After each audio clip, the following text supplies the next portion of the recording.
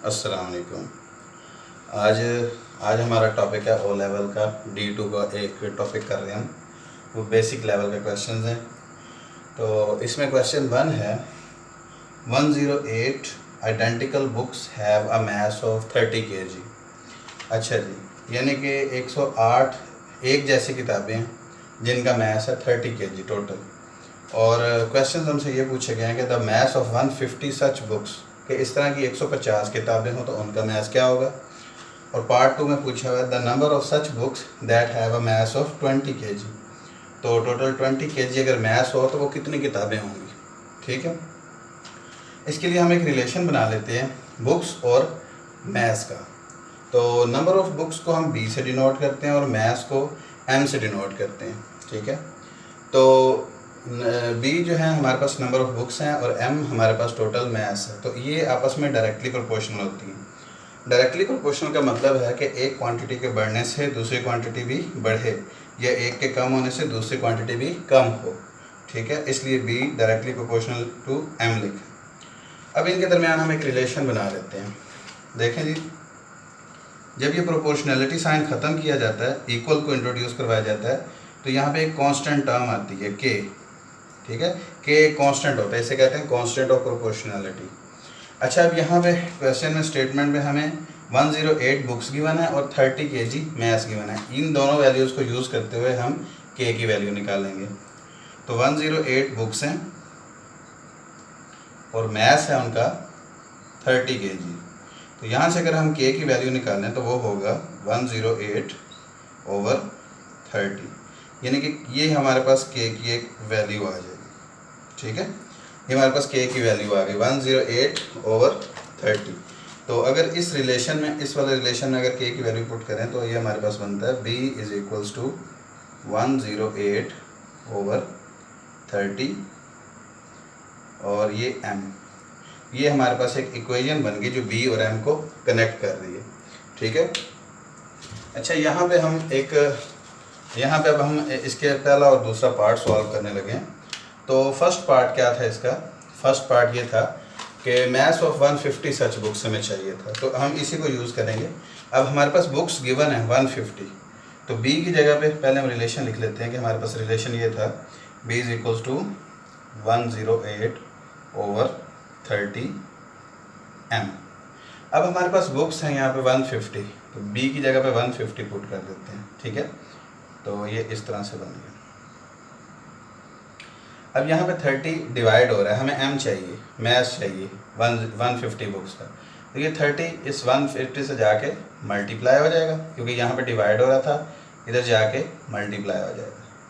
और ये 108 इधर मल्टीप्लाई हो रहा था M के साथ, यहाँ आकर डिवाइड हो जाएगा। तो ये हमारे पास आ जाएगा M की वैल्यू। इसे अब सॉल्व करेंगे। 150 मल्टीप्लाई 30 ये आता 4500 ओवर 108, और इसे अगर कैलकुलेटर से हम सॉल्व करें तो ये वैल्यू थी आई थिंक 41.67। तो ये किलोग्राम्स निकले हमारे पास मास। ठीक है, अच्छा जी, इसके बाद हमने इसका करना है पार्ट 2। तो पार्ट 2 हम यहाँ पे करते हैं जी। इसका पार्ट 2 में हमें क्या चीज़ गिवन है, अगेन हम ये पहले कनेक्ट करने वाली इक्वेशन लिख लेते हैं। B is equal to 108 over 30 और ये M।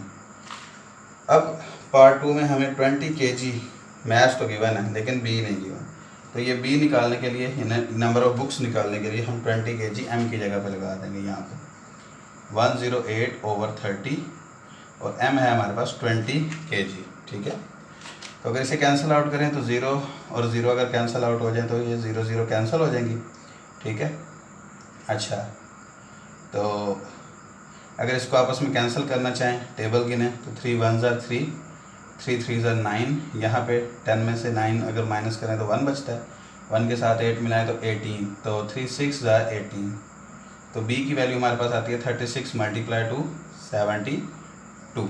ठीक है, अगर किसी को ये कटिंग समझ नहीं आई तो ये मैं आपको बता दूं कि ये एक्चुअल में कटिंग कैसे होती है। एक्चुअल में ये डिवीजन ही होती है, ये ऐसे मैं नीचे समझा रहा हूँ।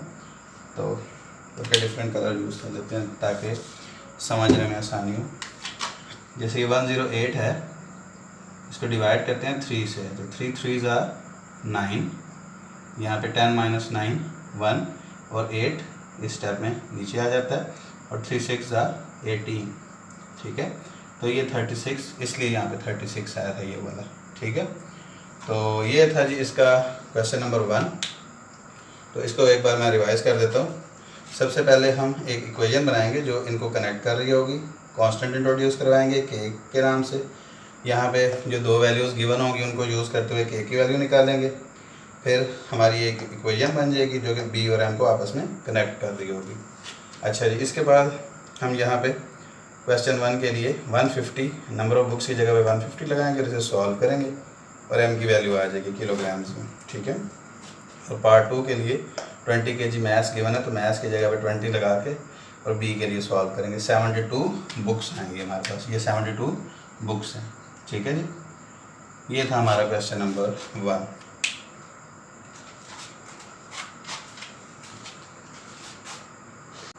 अच्छा जी, अब हम करने लगे क्वेश्चन नंबर 2। क्वेश्चन नंबर 2 है हमारे पास, in a book store 60 identical books occupy a length of 1.5 metre on a shelf. तो एक शेल्फ है 1.5 मीटर की, 1.5 मीटर एक शेल्फ के ऊपर लेंथ ऑक्यूपाई करती हैं 60 एक जैसी बुक्स, ठीक है। इसका मतलब है कि ये 60 किताबें 1.5 मीटर जगह ले रही हैं। तो हमने फाइंड करना है लेंथ को जब बुक्स 50 हों, और बुक्स फाइंड करनी है जब लेंथ 80 सेंटीमीटर हो। अच्छा, यहाँ पे हमने लेंथ ऑफ 60 बुक्स सेंटीमीटर में इसलिए फाइंड किया, यहाँ हमारे पास लेंथ सेंटीमीटर में है, यहाँ भी यूज़ होगी ये चीज़, ठीक है। तो लेंथ ऑफ 60 बुक्स 1.5 मीटर है, इसको सेंटीमीटर में चेंज करने के लिए 100 से मल्टीप्लाई किया, 150 सेंटीमीटर आ गया, क्योंकि 1 मीटर में 100 सेंटीमीटर होता है, इसलिए 100 से मल्टीप्लाई किया, ठीक है। रिलेशन में आते हैं बुक्स और लेंथ का। बुक्स डायरेक्टली प्रोपोर्शनल होता है लेंथ के, जितनी ज़्यादा बुक्स उतनी ज़्यादा लेंथ होगी उनकी। अच्छा, तो B = KL, ये प्रोपोर्शनलिटी साइन ख़त्म, तो K इंट्रोड्यूस होगा, ठीक है। तो यहाँ पे ये लेंथ है 150 इधर आके डिवाइड होगी, B की जगह पे 60 लगाया और ये 150 सेंटीमीटर यूज़ किया, ये वाली वैल्यू। तो यहाँ पे लेंथ की जगह 150 लगाया, तो K हमारे पास ये आ गया। इसे और सिंप्लीफाई करें तो 0 0 से कैंसिल, और ये ऊपर नीचे 3 के टेबल में कट रहा है, 3 2 ज़ा 6 और 3 5 ज़ा 15, ठीक है। तो ये 2/5 = K, ये K की वैल्यू आ गई, ठीक है।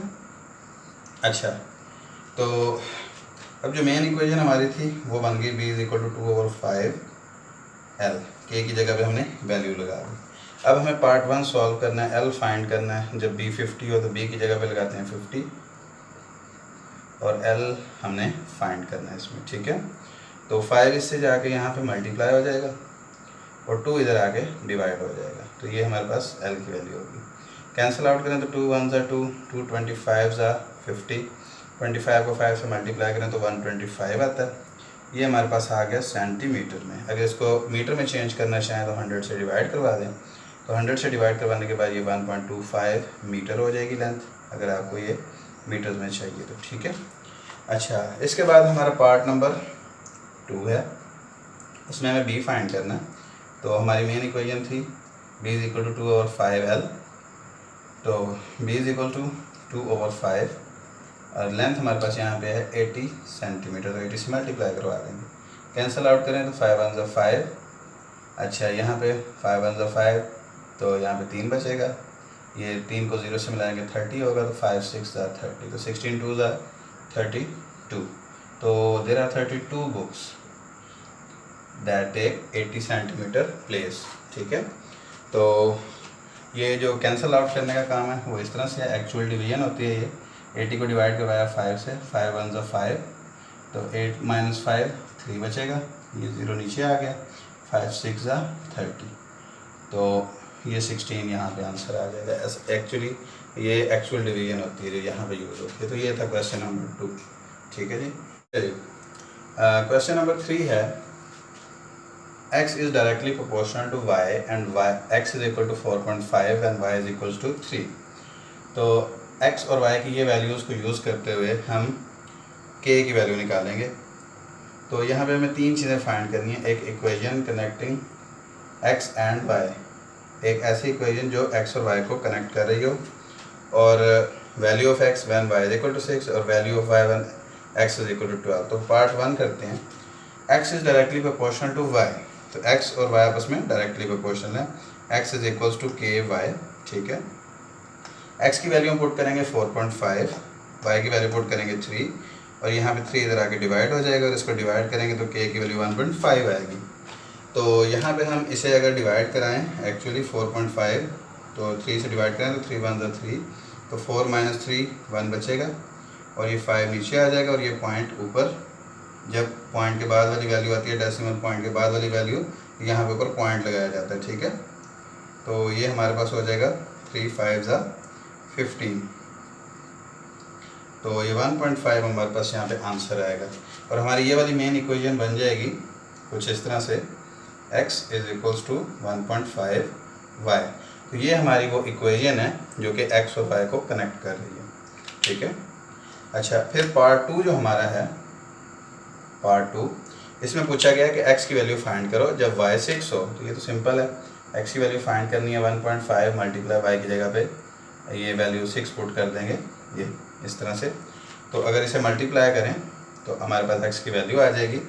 तो 6 × 1.5 करना हो तो कैसे करेंगे, तो उसका भी मैं आपको तरीका बता देता हूँ। तो जैसे ये देखें, हम सिंपल मल्टीप्लिकेशन करते हैं। 6 5 30, 30 का 0 लेते हैं, 3 कैरी लेते हैं, 6 1 6 और 6 और 3 कैरी ऐड करें तो ये 90। तो फिर पॉइंट्स देख लेते हैं, जैसे 5 के बाद पॉइंट्स है, एक डिजिट के बाद पॉइंट है तो यहाँ पे पॉइंट लग जाएगा, तो ये हमारे पास आ जाएगी वैल्यू 9। तो ये साथ साथ मैं आपको सॉल्व करके भी दिखा रहा हूँ कि आप इसको मल्टीप्लाई कैसे करते हैं, ठीक है। अच्छा, इसके बाद हमारे पास है पार्ट नंबर 3, उसमें हमें y की वैल्यू फाइंड करनी है जब x की वैल्यू हो 12, ठीक है। तो अब ये हमारे पास मेन इक्वेशन थी, x is equal to 1.5 y। तो x हमारे पास यहाँ पे आता है 12, 1.5 y, 1.5 इधर आके डिवाइड हो जाएगा इस तरह से। अच्छा, तो इसको अब कैसे सॉल्व करना है, पॉइंट को ख़त्म करेंगे तो यहाँ पे 10 मल्टीप्लाई हो जाएगा, ठीक है। अच्छा, अब इनको कटिंग करनी है तो 2 से कटिंग कर सकते हैं, 2 5 10, सॉरी 2 से नहीं 5 से कटिंग करेंगे इसको, 5 2 10 और 5 3 15, क्योंकि दोनों 5 के टेबल पे कैंसिल आउट हो रहे हैं। फिर 3 1 3 और 3 4 12, 4 2 8, तो ये हमारे पास y की वैल्यू आ जाएगी, ठीक है। तो इस तरह से ये y की वैल्यू हमारे पास 8 आ गई, k की वैल्यू। अच्छा, ये तीनों पार्ट हमने अब सॉल्व कर लिए, ठीक है। ये था हमारा क्वेश्चन नंबर 3, बहुत इजी था। यहाँ पे हमें बताया गया था कि x और y डायरेक्टली प्रोपोर्शनल है, x की वैल्यू ये है जब y की वैल्यू ये हो। इसको यूज़ करते हुए हमने k की वैल्यू निकाली है और ये इक्वेशन निकाली जो कि कनेक्ट कर रही है x और y को। फिर इसी मेन इक्वेशन में y की जगह पे 6 पुट किया तो x की वैल्यू आ गई, और x की जगह 12 पुट किया तो y की वैल्यू आ गई। तो ये हमारा क्वेश्चन नंबर 3। अच्छा जी, अब हम करने लगे हैं क्वेश्चन नंबर 4। क्वेश्चन नंबर 4 में है कि Q is directly proportional to P and Q is equal to 28 when P is equal to 4, ठीक है। तो Q की वैल्यू 28 होगी जब P की वैल्यू 4 हो। तो express Q in terms of P, तो इसमें एक Q को P की टर्म में शो करना है, Q फाइंड करना है जब P 5 हो और P फाइंड करना है जब Q 42 हो। तो सोल्यूशन में सबसे पहला काम हम क्या करते हैं कि एक रिलेशन बनाते हैं, Q is directly proportional to P, ठीक है। अच्छा, तो Q is equals to KP, वैसे ही K की वैल्यू जिस तरह फाइंड करते हैं प्रोपोर्शनलिटी साइन खत्म किया, K आ गया। अच्छा, Q अब हमारे पास 28 है और P हमारे पास 4 है, ये 4 उधर जाके डिवाइड हो जाएगा, 28 divided by 4 is equals to K। तो ये कैंसिल आउट हो गए, K की वैल्यू आ गई 7, ठीक है। तो ये हमारी जो इक्वेशन बनेगी मेन, वो Q is equals to 7P होगी। तो हमने एक्सप्रेस कर दिया Q को इन टर्म्स ऑफ P। तो ये हमारा पार्ट नंबर 1 यहाँ तक क्लियर हो गया, ठीक है। आगे है पार्ट नंबर 2। पार्ट नंबर 2 में क्या है, Q फाइंड करना है जब P की वैल्यू क्या हो 5। तो ये P की जगह 5 पुट कर दिया, तो ये हमारे पास आ गया जी 7 5 35। तो Q इज़ 35 जब हमारे पास P की वैल्यू 5 है। तो अब हमने P फाइंड करना है, तो ये मेन इक्वेशन थी Q is equal to 7P। तो अब क्यू है 42 और पी फाइंड करना है। अब ये 7 इधर आके डिवाइड हो जाएगा, ठीक है। तो 7 6 42, तो ये पी की वैल्यू हमारे पास आ जाएगी 6। तो ये था जी क्वेश्चन नंबर 4 का सॉल्यूशन।